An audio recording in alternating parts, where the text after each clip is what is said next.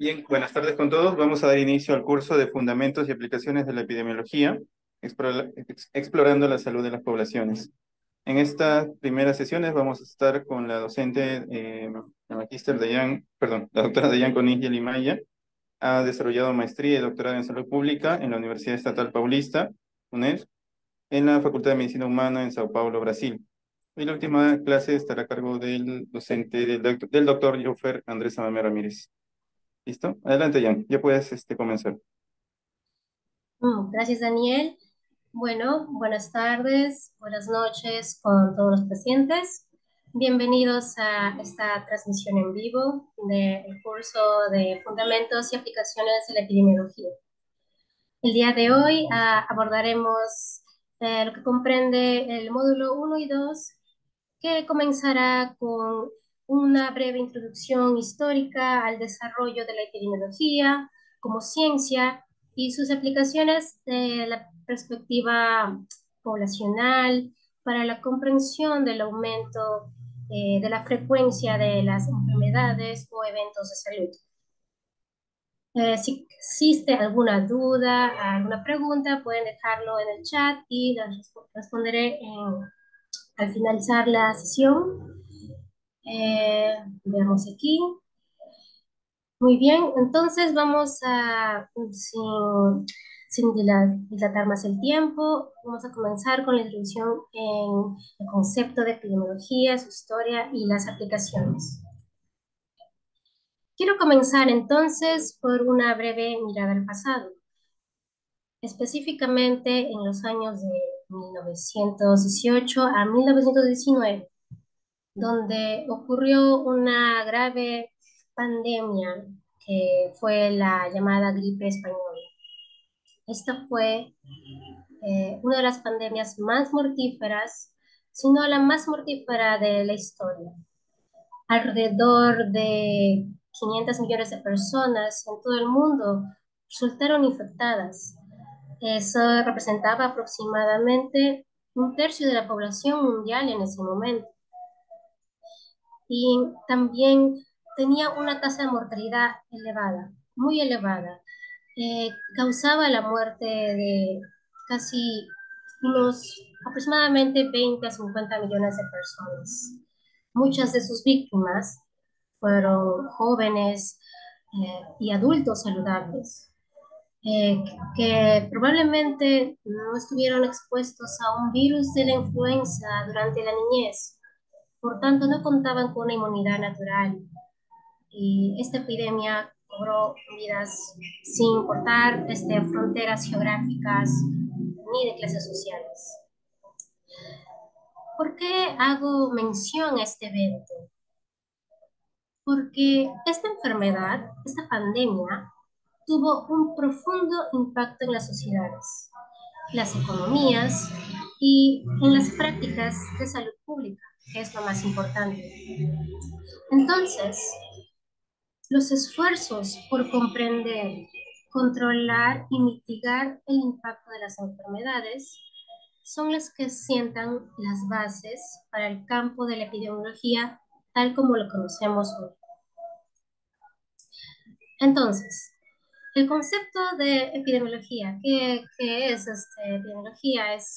Podemos definirla etimológicamente, ¿no? Se viene de las palabras en griego de epi, demos y logos. Epi se refiere a la palabra de sobre o encima. Demos significa población, pueblo, y el logos es el estudio. Entonces, así literalmente es el estudio sobre la población o encima de la población. Para nuestra área de la salud, significa el estudio de la distribución de las enfermedades y sus causas en poblaciones humanas. Esta es una definición bien sencilla, tradicional. Sin embargo, esta es la única definición que existe de epidemiología. Etimológicamente es una definición, pero la epidemiología tiene en realidad muchas definiciones. Eh, Actualmente, la epidemiología es la principal ciencia de la información en la salud. La definición de la Asociación Epidemiológica Internacional la define como el estudio de factores que determinan la frecuencia y la distribución de las enfermedades en los colectivos humanos, mientras que la clínica es el estudio de la enfermedad en el individuo. Analizando caso por caso, la epidemiología se centra en los problemas de salud en grupos de personas. La definición de la OMS es más conocida, que nos dice que la epidemiología es la ciencia que estudia la frecuencia y distribución de los eventos de salud y sus determinantes en las poblaciones humanas, y la aplicación de este estudio en la prevención y control de los problemas de salud. Entonces, podríamos decir que la epidemiología nos ayuda a estudiar las enfermedades al igual que la clínica. Sin embargo, la diferencia está en las herramientas que utilizamos. La diferencia es que la clínica evalúa a nivel individual con dosajes bioquímicos, laboratoriales, radiografías, ¿no? Y la epidemiología es la que estudia a nivel colectivo estas enfermedades y utiliza las herramientas como las medidas de morbidad, de mortalidad, entre otras. Entonces, podemos definir eh, como el abordaje de los fenómenos de salud y enfermedad al tratamiento por medio de cuantificación, usando cálculos estadísticos, análisis. Eso es lo que hacen en la epidemiología. Sin embargo, esto no es lo único a lo que se limita. No es solo abusar de la numerología. Eh, los inicios que tiene en realidad se presentan raíces de hace 400 años antes de Cristo con Hipócrates. En la antigüedad, la gente creía que las enfermedades, los brotes, las plagas, todo lo que caía sobre la humanidad era debido a la voluntad de un Dios o era de un castigo divino, un espíritu maligno. Esas personas, la mayoría, pensaba de esa manera. Sin embargo, otras, como Hipócrates, querían darle una explicación más razonable a estas ocurrencias. Hipócrates buscó representar con explicaciones fundamentándose en lo racional y no lo sobrenatural con respecto a la ocurrencia de las enfermedades. En su tratado llamado Aires, Aguas y Lugares, explica cómo el medio ambiente y los factores del huésped desempeñan un papel en el desarrollo de las enfermedades. Entonces, ya desde siglos atrás tenemos evidencia de que existía una sospecha de que elementos no sobrenaturales podían explicar el desarrollo de las enfermedades. Sin embargo, la epidemiología no tendría un salto, un progreso hasta siglos después. Las observaciones y prácticas que se desarrollaron por algunos médicos, cientistas, fueron los elementos que se dieron lugar en lo que llamamos ya epidemiología moderna, que tuvieron varios pioneros. Entre ellos vamos a tener a John Grant, que es conocido como el fundador de la demografía por usar métodos numéricos, es decir, padrones poblacionales, registros poblacionales, para detectar si hay tendencias en la mortalidad, patrones de mortalidad según el sexo, la urbanización, la estación del año, etc. William Farr también es otro, bueno, un médico, también epidemiólogo, que fue el primero en usar la estadística médica, que significa que él realizó un seguimiento a las muertes según causas. Y además de Farr, tenemos a Chadwick, que fue el que propuso reformas sociales y de salud pública. Además que promovió el uso de agua limpia y sistemas de desagüe, algo que no era muy común en esos años, en los años del siglo XIX. Estos pioneros que se presentan en el siglo XIX son las que hacen que la ciencia como epidemiología tenga una fuerte inclinación hacia la aplicación, hacia la matemática, ¿no? Hacia a la practicidad. Eh, y es aquí, en este contexto, en esta época, donde vamos a encontrar también al considerado padre de la epidemiología moderna llamada John Snow. Para esto hay que remontarnos a Londres, Inglaterra, en el siglo XIX. ¿Por qué? En Londres era una megaciudad, no conocida así, con 2,5 millones de habitantes, cuando ocurrió una violenta epidemia de cólera. La bacteria causante de la enfermedad aún no había sido identificada. El río Támesis, que es un río que está en Londres, era un vertedero de diversos materiales de desecho. Todo lo que se puede imaginar, incluía aguas residuales, basura, cadáveres de animales. Y esa agua del río, sin tratar, sin filtrar, era distribuida a las bombas de agua en la ciudad, que abastecían de agua potable a los residentes. Es algo muy impensable ahora.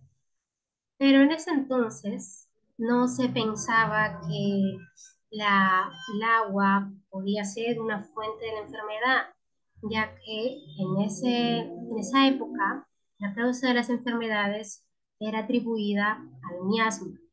El miasma era conocido como unos gases invisibles, unos gases infectados, que eran los que transmitían las enfermedades. Los mejores científicos de la época creían la teoría miasmática, pero claro, había algunas personas que no consideraban, no estaban de acuerdo con esta teoría y más bien estaban aceptando otra teoría que no era tan aceptada como el miasma, pero que sí creían que era una posibilidad. Eh, es aquí donde entra John Snow. Él es el conocido padre de la epidemiología que llevó a cabo la primera investigación del brote de cólera en esos años, de 1800. John Snow se encontró con la pregunta, ¿qué causaba esta enfermedad? El miasma, como dije, era la respuesta habitual, pero había otras ideas, ¿no? Como las ideas de la teoría contagianista. Este Snow teorizaba, o bueno, él postulaba que en realidad la enfermedad era transmitida por el agua y que el responsable era un germen de procedencia intestinal. John Snow evidenció un incremento de pacientes con síntomas de cólera que vivían o trabajaban en un distrito específico. Jon Snow lo que hizo fue contar y mapear los datos de cólera, los casos, según el lugar donde las personas vivían y trabajaban.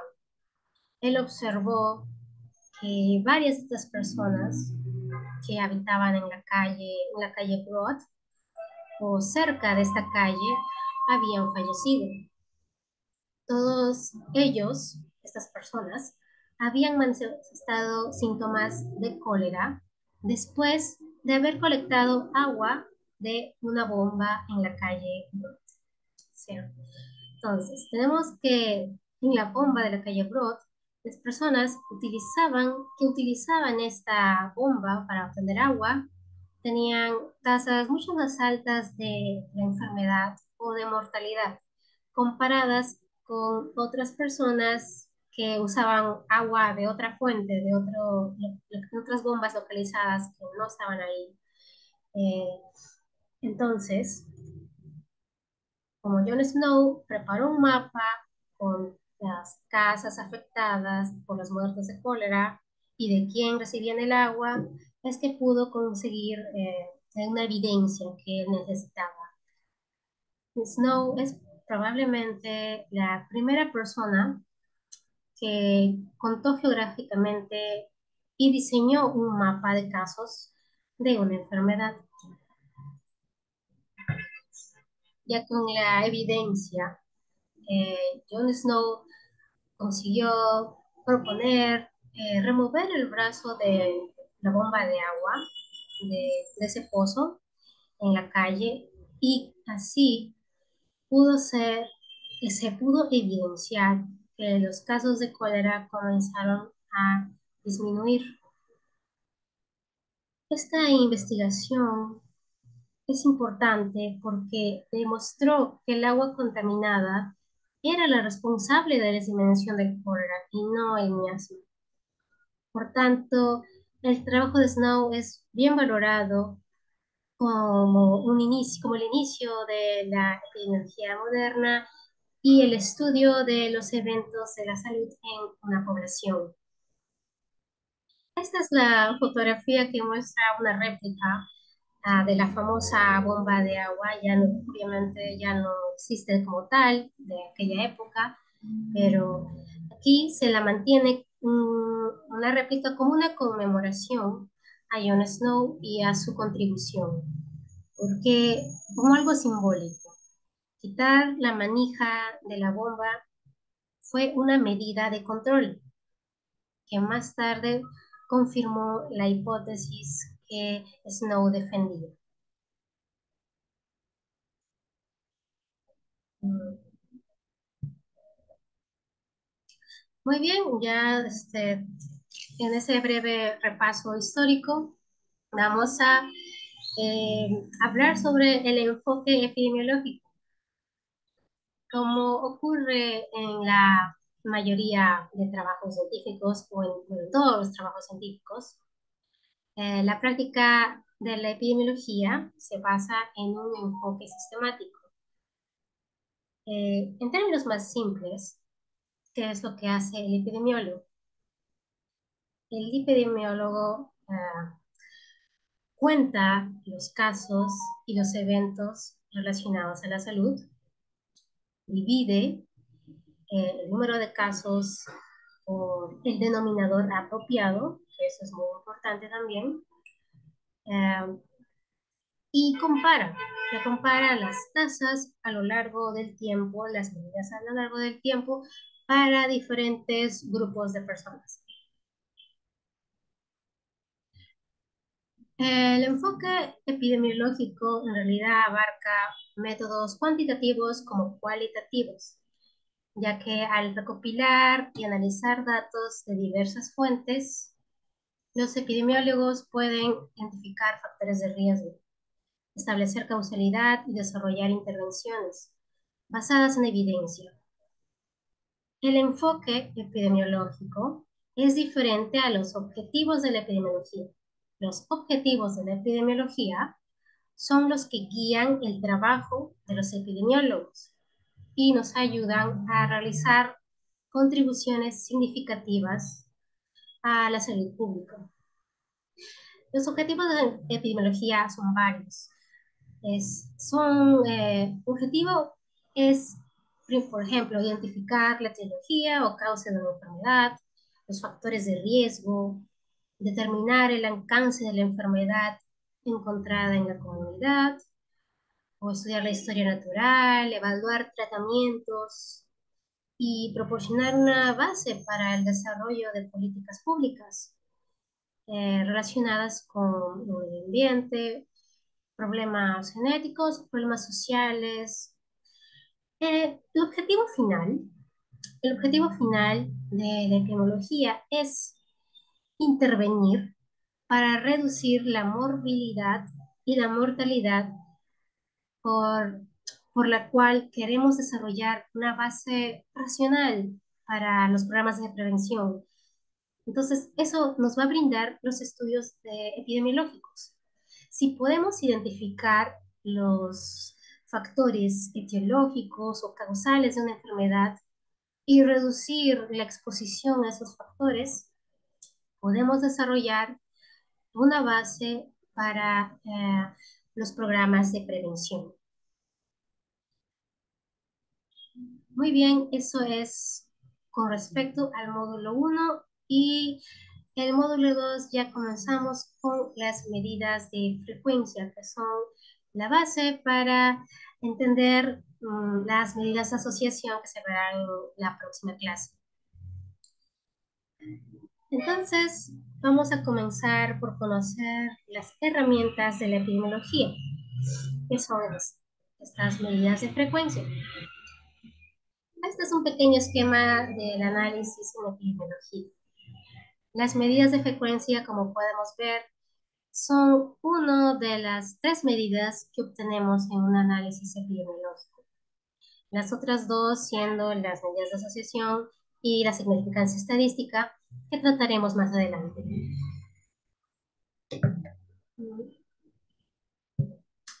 Es necesario saber que para discutir la frecuencia y distribución de los eventos de salud, usamos términos que describen quién, qué, dónde y cuándo en la población con respecto a la enfermedad o sus diferentes tipos de consecuencias.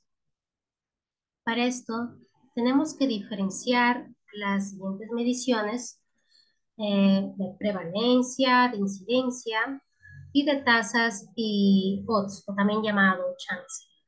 Esas son las cuatro medidas que vamos a tratar el día de hoy.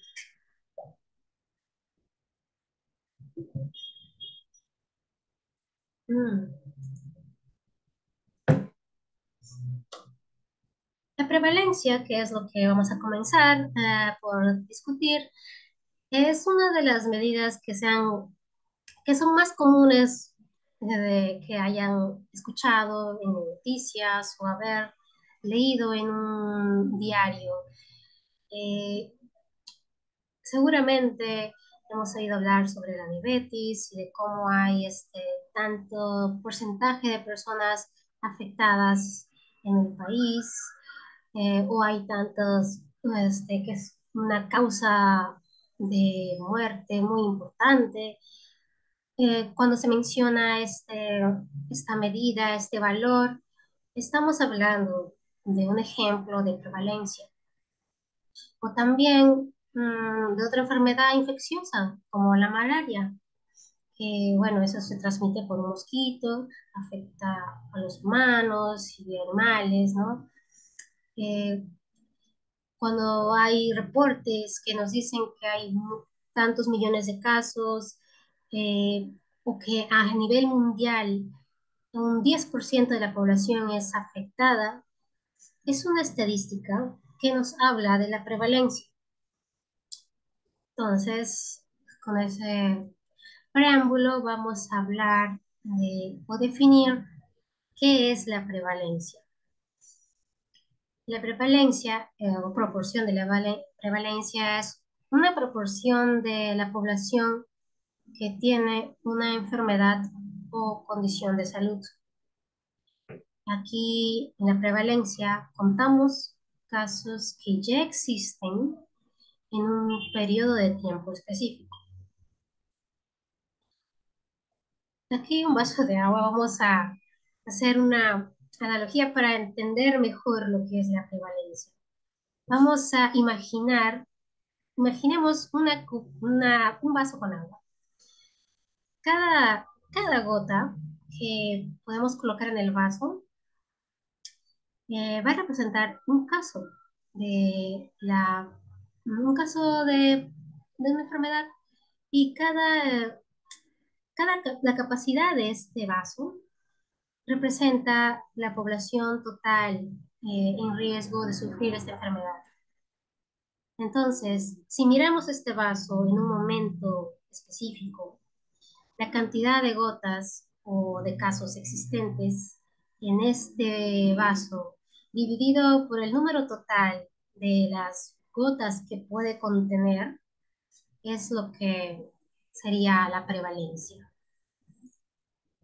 La fórmula que tenemos, la fórmula matemática para el cálculo de la proporción de prevalencia, son entonces el número de casos presentes en la población y el número de personas en la población de estudio, multiplicado por un factor de 10.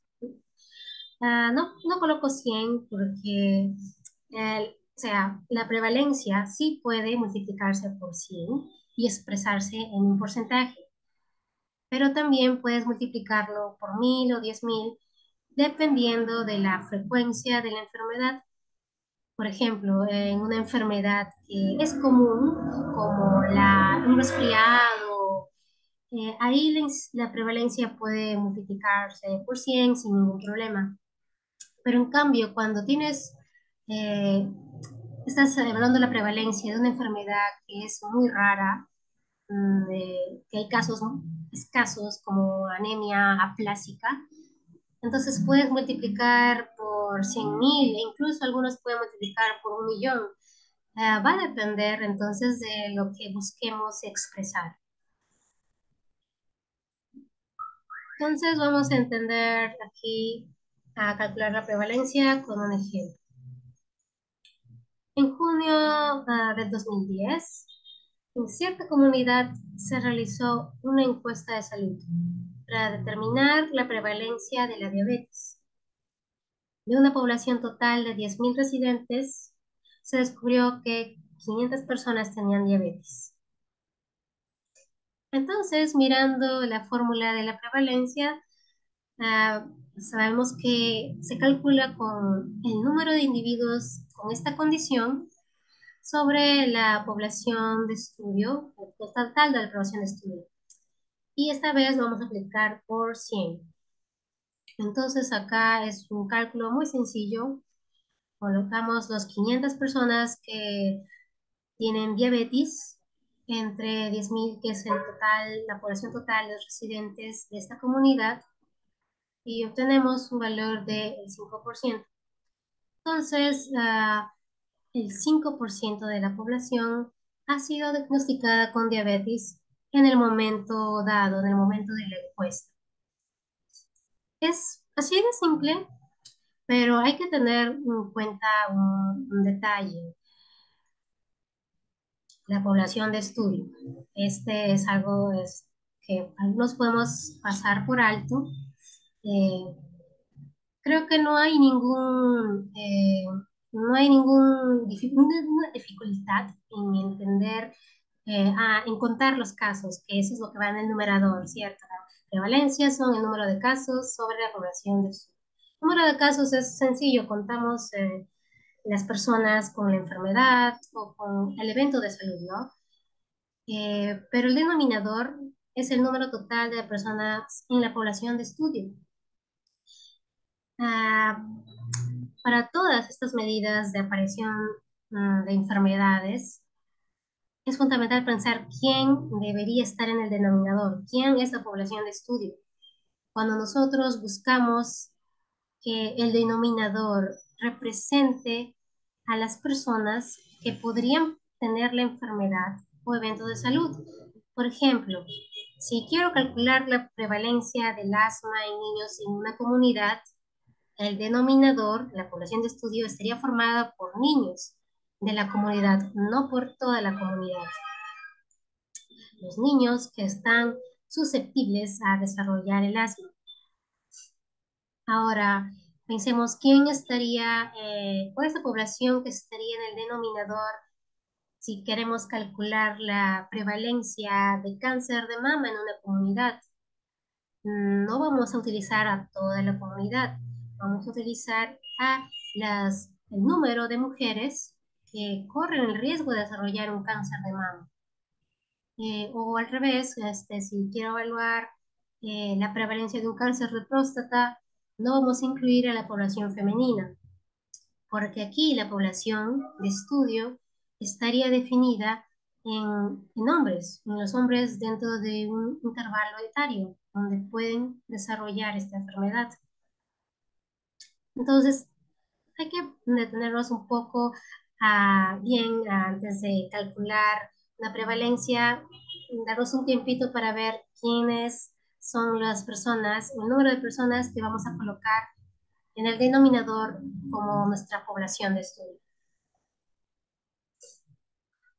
Como dato adicional, la prevalencia se usa a menudo de dos maneras en la literatura médica: la prevalencia puntual y la prevalencia periódica. La prevalencia puntual es la prevalencia de la enfermedad en un momento determinado. Este es el término de prevalencia que acabamos de comentar, que acabamos de definir, ¿no? Es decir, se puede formular como una pregunta. Esta sería: ¿sufres de asma hoy? ¿O tienes bronquitis hoy? ¿Sufres de obesidad hoy? Etcétera. Esa es la prevalencia puntual. La prevalencia periódica de periodo, nos vamos a referir a cuántas personas han tenido la enfermedad en algún momento durante el periodo de tiempo, durante un periodo de tiempo. Esta va a ser, puede ser el periodo un mes, un año, 5 años, va a depender de la voluntad y la pregunta de pesquisa. Entonces, la pregunta aquí que nos haríamos, bueno, que se haría a las personas es: ¿has tenido asma en los últimos X años o en X meses, en X semanas? ¿Has tenido gripe en estos últimos meses, cierto? El punto importante es que cada persona representada en el numerador tuvo la enfermedad en algún momento del periodo. Aquí en este gráfico creo que se puede ver eh, cómo es la prevalencia puntual, point prevalence, que es aquí esa línea intercalada, que solo van a captar a los casos de la enfermedad que están en rojo en ese momento. Entonces aquí los casos en el numerador serían dos. En cambio, si yo quisiera calcular la prevalencia periódica, entonces tomo un intervalo de tiempo y contabilizo los casos que se encuentran dentro de este intervalo. Aquí ya se verían, cada punto rojo sumarían 5. Entonces, son 5 casos eh, para calcular la prevalencia periódica. Muy bien. Si la prevalencia nos describía la magnitud de una enfermedad, el número, la contabilización de los casos que tenemos de esta enfermedad en la comunidad, la incidencia nos va a describir la intensidad de esta enfermedad. Para comprender mejor la incidencia, consideremos una intersección muy transitada, una pista con varios carriles. Cada automóvil que pasa representa un nuevo caso de enfermedad. Y la duración de la observación puede ser un tiempo fijo, un periodo fijo, quizás 1 hora, digamos. Entonces, si nos paramos en la intersección y contamos el número de coches que pasan en esa hora, esos son el recuento de los nuevos casos, o sea, los coches, y va a ser dividido por la duración de la observación, que nos va a dar la proporción de la incidencia. Entonces, la proporción de la incidencia es el número de casos, o bueno, número de nuevos casos o casos incidentes de una enfermedad que ocurren durante un tiempo de estudio específico en la población en riesgo de desarrollar la enfermedad. Esta es la fórmula, ¿no? Entonces tenemos que ese número de casos nuevos, dividido por el número de la población de estudio que está bajo riesgo, multiplicado por un factor de 10.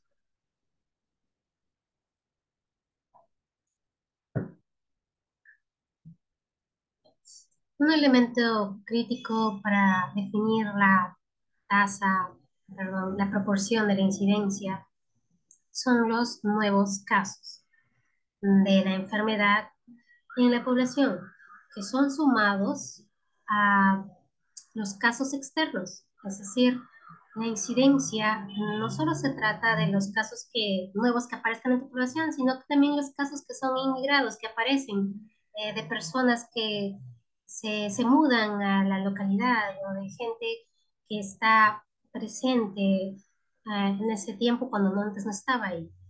Son casos que ingresan a la población y por tanto son contabilizados también. Esos son los que suman, todos esos casos se suman a la incidencia y que van a estar añadiéndose a una prevalencia que ya existía, como sabemos, en un principio. La incidencia son los casos que se van añadiendo más a la prevalencia que ya teníamos presente. Entonces, la proporción de la incidencia es una medida de eventos porque la enfermedad se identifica en una persona que la desarrolla y no la padeció anteriormente. Por tanto, se le considera una medida de eventos.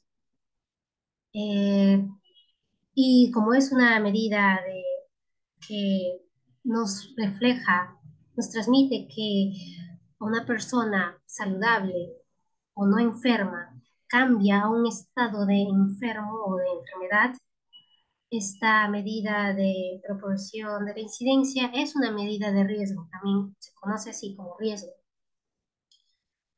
Para sintetizar, podríamos decir que la prevalencia son los casos que ya existían. Aquí está. La prevalencia son los casos que ya existían y la incidencia son los casos que se convierten o que se convirtieron. Entonces vamos a calcular la incidencia con un ejemplo. Tenemos que durante un estudio de 5 años se monitorizó a 5.000 participantes en una región para investigar la aparición de enfermedades respiratorias relacionadas con la contaminación del aire. Durante el estudio se detectaron 150 casos de enfermedades respiratorias. Entonces, ¿cuál es la incidencia de las enfermedades respiratorias asociadas con la contaminación del aire? Para poder calcular esta medida, vamos a revisar nuestra fórmula, ¿cierto? El número de casos detectados dividido por la población en riesgo y multiplicado por 100.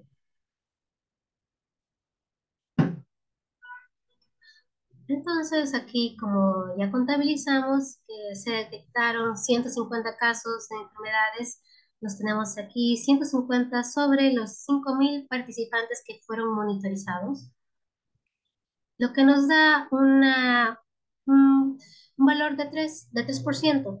Es decir, que la incidencia de la enfermedad respiratoria en la comunidad fue de un 3% en el periodo de 5 años. Siempre hay que mencionar el periodo de tiempo.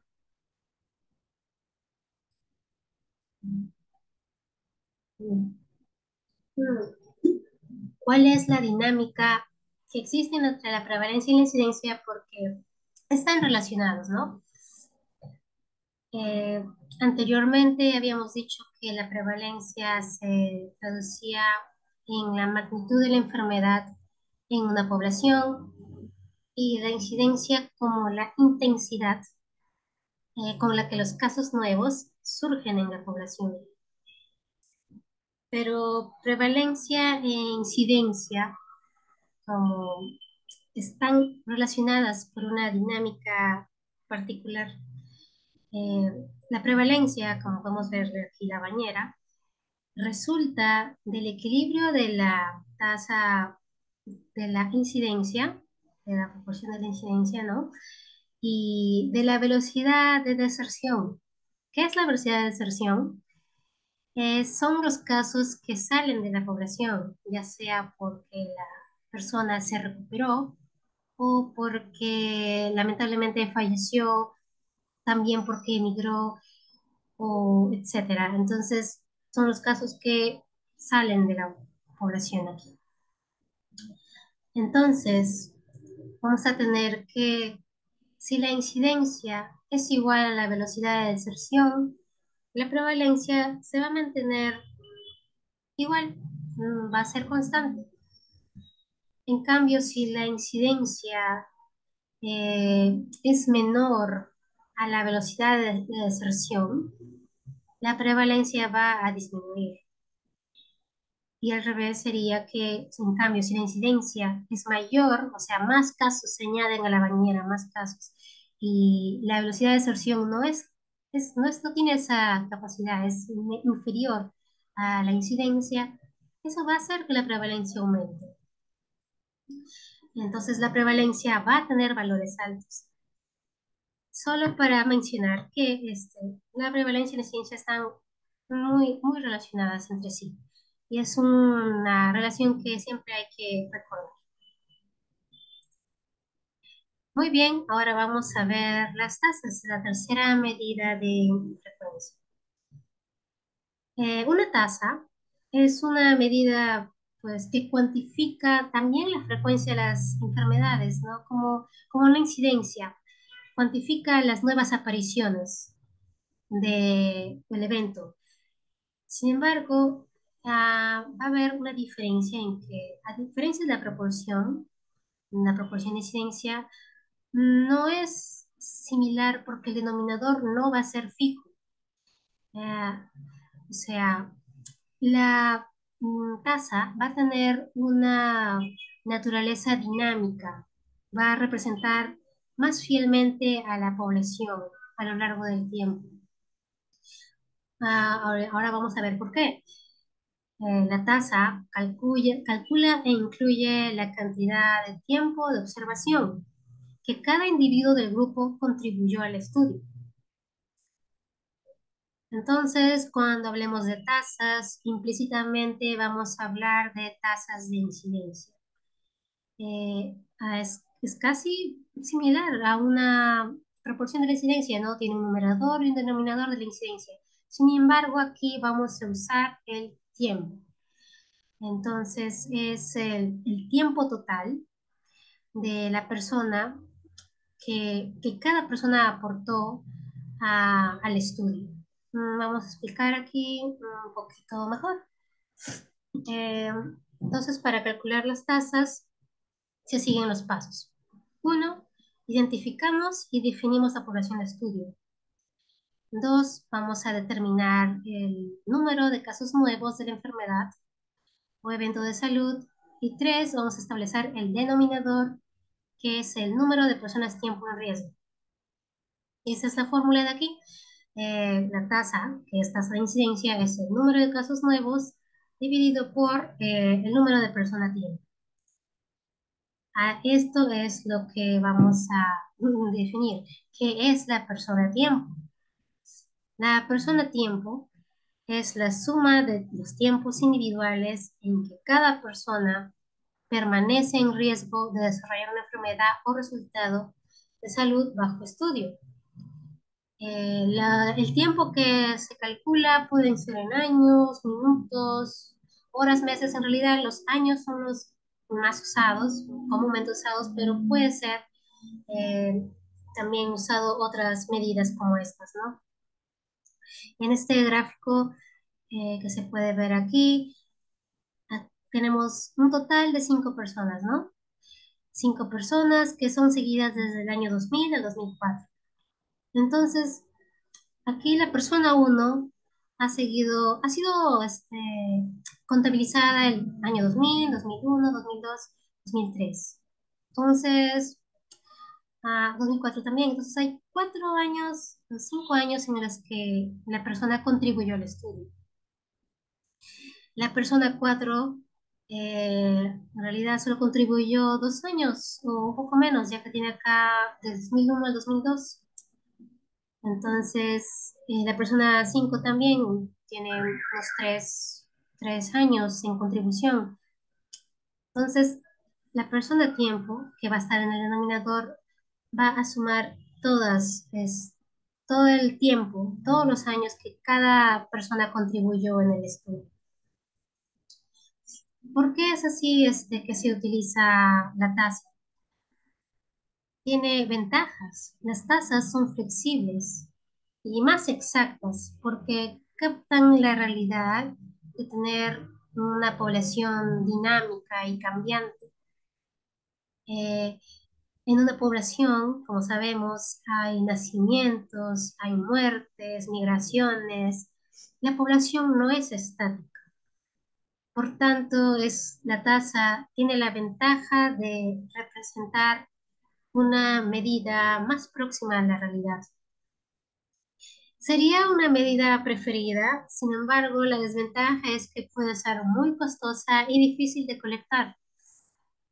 Imaginemos que nuestra población de estudio quizás no son 50 personas, pueden ser 100 personas, 200 personas.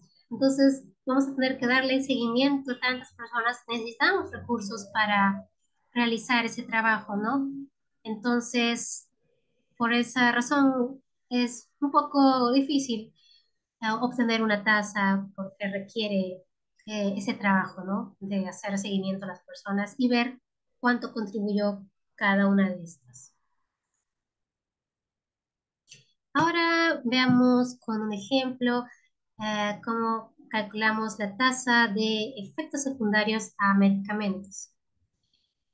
Tenemos que a 2.500 personas de edad avanzada son internadas en residencia, pues, ¿no? En las residencias de reposo, casas de ancianos. A lo largo del periodo de estudio se contabilizó unos 75.000 meses personas. Como dije, la persona a tiempo puede ser en años, en meses, es la contabilización dependiendo de la pregunta de estudio, ¿no? Entonces, sumaron 75.000 meses de persona a tiempo, o sea, meses de observación, ¿no? Que la sumatoria de cada persona que contribuyó. A 200 pacientes, 200 pacientes experimentaron efectos secundarios a los medicamentos. Entonces, aplicamos simplemente la fórmula de 200 pacientes entre el número de personas tiempo, que son 75.000, y nos da un valor de 0.027. Como dije, no es necesario multiplicar por 100, vamos a multiplicarlo por 1000 para facilitar la interpretación. Entonces, multiplicado por 1000, la interpretación sería 2.7 casos de efectos secundarios a los medicamentos por cada 1000 personas mes. Es así que se da la lectura de una medida de tasas. Y por último, esta es la última medida, la cuarta medida de frecuencia, mm, que son los odds o chance, también se le llama como chance. Eh, ¿Qué es la medida de odds o la medida de chance? No nos referimos al odds ratio. El odds ratio es una medida de asociación, pero esta es la medida de frecuencia que utilizamos para aplicarla a la asociación. Entonces, el odds, el odds es la posibilidad, nos dice la posibilidad de que un evento, de que un caso ocurra, suceda. En, en salud vamos a hacer referencia entre la posibilidad de que una enfermedad ocurra o que una enfermedad no ocurra. Vamos a así emplear el P como el símbolo de posibilidad. Esta es una referencia a las posibilidades en matemáticas, ¿no? P y dividido por uno menos P, uno menos esa posibilidad. Ahora, ¿por qué vamos a utilizar el odds? Porque es fácil, es una medida fácil de calcular y fácil de interpretar. Puede usarse cuando hay datos sobre el riesgo o tasas que no se encuentran disponibles o no están a nuestra disposición. Y son calcular los odds sean la única opción posible para nosotros. Eh, Muy bien, vamos a calcular los odds como en este ejemplo, en este gráfico. Vamos a ver, ataques al corazón. Tenemos que, hay 10 personas que sufrieron ataques al corazón. Bueno, en total, tenemos 10 personas en total. Hay 8 sujetos que no tuvieron ataque al corazón y hay 2 que sí. Entonces, vamos a ver qué es el odds, la chance. Entonces, ¿cuál es la chance de que yo sufra ataque al corazón? Si tengo el evento que ocurra, son 2. Y que el evento que no ocurra es 8. Entonces, 2 dividido entre 8 nos da 0,25 o puede expresarse con una fracción de 1 en 4, ¿no?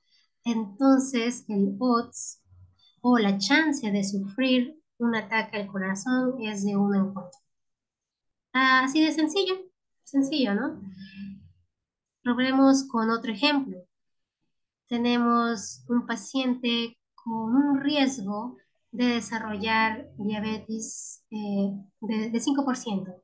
Este paciente tiene 5% de desarrollo de riesgo. Entonces, vamos a desdoblar este 5%. 5% vendría a ser un 5 sobre 100. 5 sobre 100 es 0,05. Esta es la posibilidad, el P, de que ocurra el evento. Entonces, a este P le va a ser este restado de la unidad de 1. O sea, 1 menos 0,05 nos da 0,95. Y esta es la chance de que el evento no ocurra, ¿cierto? Entonces el odds va a ser la división entre que el evento ocurre sobre que el evento no ocurre. El evento ocurre es 0,5. 0,05 dividido por 0,95 y nos da 0,52631.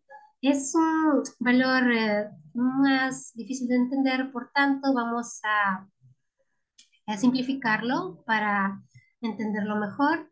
Al P y al P menos 1 vamos a dividir cada uno entre 0,5. O sea, arriba 0,5, 0,05 entre el mismo valor nos da 1 y 0,95 dividido por 0,05 nos va a dar 19. Por tanto, va a quedar como una fracción de 1,19. Entonces, la chance o el odds de que el paciente desarrolle una diabetes es de 1 en 19.